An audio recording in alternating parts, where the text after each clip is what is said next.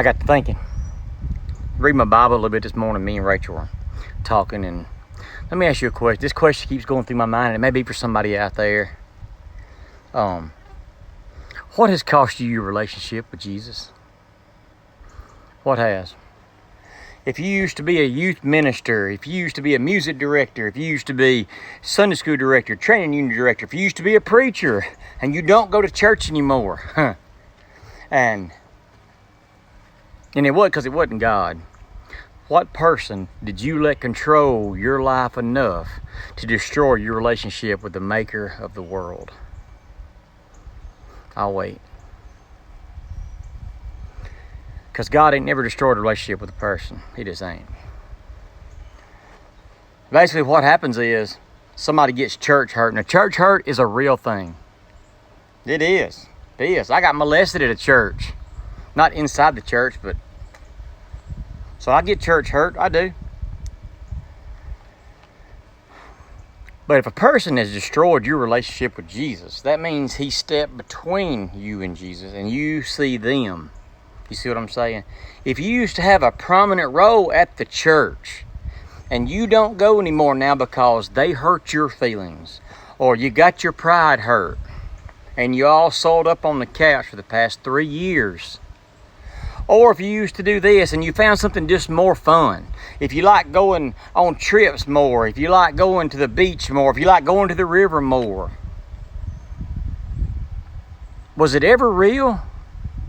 Was your relationship with Jesus ever real? Because honestly, I got to think that it probably wasn't. Because if a human being that breathes air can destroy your relationship with your Heavenly Father that you claim as a Christian that He's the Lord of your life, I'm not sure you ever had one. Now, I don't mean we don't get hurt.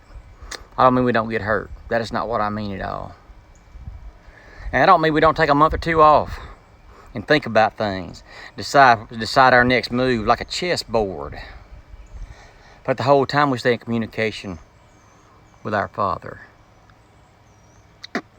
You ones that hadn't got nobody to blame it on, who you just started, you came in hot and you was teaching Sunday school and you was, leading the choir and you doing this right here, and now you're nowhere to be found.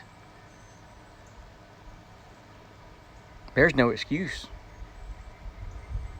There's no excuse. And I'm talking to myself too, because I've done that before. Just got hurt and didn't want to go to church no more. There ain't no excuse for it. I'm going to hurt some of you's feelings, but I don't want to hurt your feelings, but you ever read Hebrews 10? I live in the country, see, and I hear people tell me all the time, I can worship God just as much in that tree stand as I can in the church. I can worship God just as much in that bass boat, throwing that rattle trap, as I can at the church. And you can't. No, you can't. No, you can't. You can sell that crazy somewhere else. We're all stocked up here. But you keep on doing it, that's fine. I'm not judging you for it. I ain't mad at you for it. It just means you love to hunt, love to fish more than you love to go to God's house. That's what that means. I'd love to agree with you, then we'd both be wrong. Hebrews 10 says, do not neglect the assembly of the believers together. And I believe it's talking about church. And I'm not judging you for doing it, I'm just telling you. If you're a believer in Jesus Christ, you should be at church. Not a perfect church. If you ever find a perfect church, don't join it because you'll screw it up. But my main question was, what one person was so important that you let them destroy your relationship with Jesus and eternity with Him? Think about it like that. And were they that important? Really?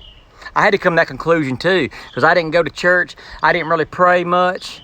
After this happened with me, this youth director that did this to me in Providence back in the 80s, he was a school teacher at Jemison. I still don't really want to give his name, but y'all probably know who I'm talking about. I didn't really blame God, but I kind of blamed the church. But eventually, you have to realize that they're not worth a crap. They're not worth more than God or Jesus to me. So just keep that in mind.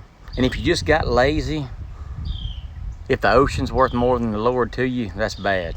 Turn it around. If the river's worth more than God to you, turn it around. If football's worth more than God to you, turn it around.